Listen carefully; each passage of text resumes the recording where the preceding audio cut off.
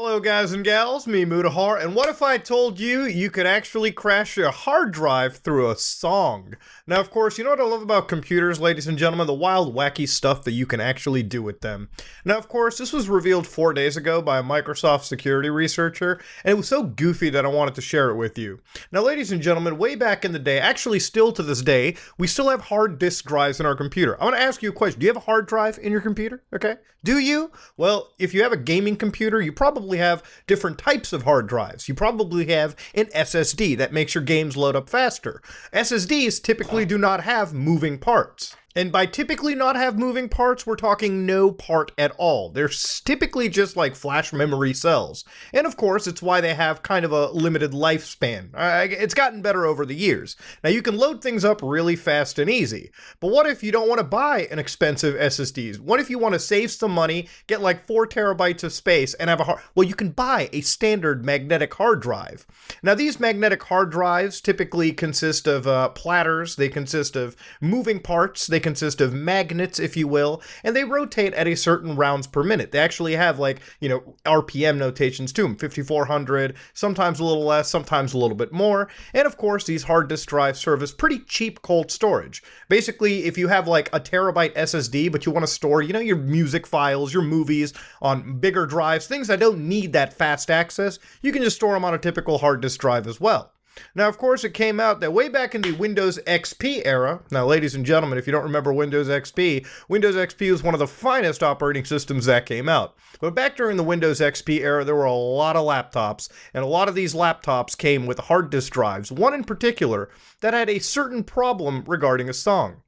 Now, what song, ladies and gentlemen? A Janet Jackson, Rhythm Nation. Now, ladies and gentlemen, this song is nothing special in particular. I'm not a huge Jackson fan, but this song actually had certain oscillations in it, certain, I guess you could say, natural resonant frequencies, which caused hard drives to crash. Reading into this research, it literally said one discovery during the investigation is that playing the music video also crashed some of their competitors' laptops. And then they discovered something really weird. Playing the music video on one laptop caused a laptop sitting nearby to crash, even though that other laptop wasn't playing the video. What's going on? Well, apparently that exact song we just looked at contained a natural resonant frequency for a 5400 RPM laptop drive that multiple manufacturers used. When you're building a computer, a lot of these components are often shared from the same batch. They're often shared from the same manufacturer. They'll look for the graphic component from NVIDIA, AMD, Intel. They'll look for the processor from Intel and AMD, and they'll look at the hard drive from a standard component manufacturer as well, whether it be like Seagate, Kingston, you name it. They'll just go to these companies, get hard drives on the bulk, on the cheap, and use them for manufacturing. And of course, this one specific model crashed because the actual oscillations from this song crashed and collided with the drive, enough to cause a denial of service failure. A certain 5400 RPM OEM hard drive as shipped with laptop PCs in 2005, no less, the year that I think the Xbox 360 came out, allows physically proximate attackers to cause a denial of service, malfunction, and system crash from the Rhythm Nation music video.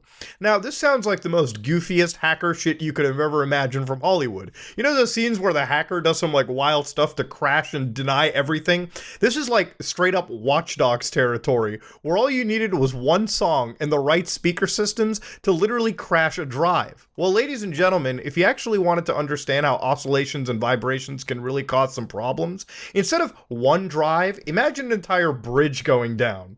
Now, this is the Tacoma Narrows Bridge, and if you look at it real carefully, it's a 2-minute video that one can watch where this bridge is literally shaking on its foundations. Now, you might be wondering, whoa, damn, who's going to drive down there? Well, the reason why this is occurring, oh god, I really hope that person is going to be safe and dandy. I mean, that car stuck out there in the lone wilderness, Jesus Christ. But what was causing this was vibrations and oscillations. And if you're ever an engineering student or a physics student, you probably have seen this. It serves as an incredibly cautionary tale. Because of the wind causing vibrations, this bridge wasn't gonna make it. Imagine being the lead engineer. They call you up on your cell phone or whatever your phone was. I mean, this is the 40s, so I mean, they're literally telegraphing you, and you get the telegraph, the beep beep beep beep beep, and it tells you, yo, son, guess what's happening to the bridge?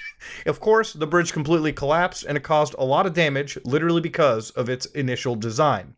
And that is why we don't design bridges in this fashion, because the wind vibrations can absolutely cause them to topple over. So you might be like, whoa, but Muda, what did they do? Well, to understand, the way that the manufacturer in this case worked around it was they added custom filters in the audio pipeline, hardware-wise, and I believe at some point even a software situation too, where they literally removed those frequencies from this one song and any other song that could have caused it. Now, ladies and gentlemen, if this still exists somewhere, it could cause a chance for another 2005 laptop to face some problems. You know, I found this to be really hilarious because, to be honest with you, all right, I didn't even believe this to be a thing. This vulnerability just got announced as sort of an anecdotal story 4 days ago by Raymond Chen, and it's hilarious to understand. This is one of the many bugs and features that could have actually caused computers back in the day to fail, laptops even. Could you imagine working on like an important project, and all of a sudden, Tom comes in listening to Janet Jackson and crashes your system because they're playing it out loud?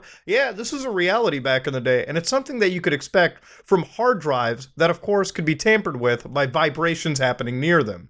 Ladies and gentlemen, computers are a weird story, and this one is just a goofy tale to talk about.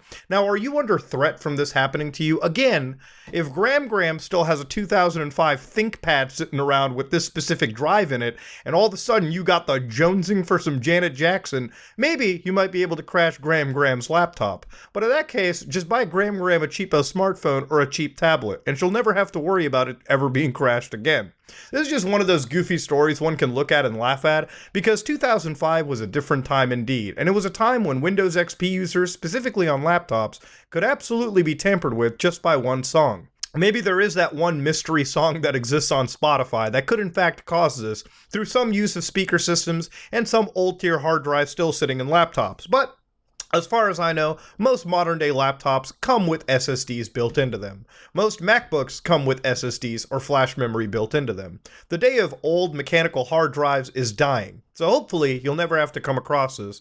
But yeah, I wanted to talk about it because it was funny as hell, and it made me laugh, and I figured I could share it with you because it's a nice little interesting thing to learn about physics, some engineering, and some computer ingenuity along the way. This is me, Muda, and tomorrow we're covering Ted the Caver. I am out.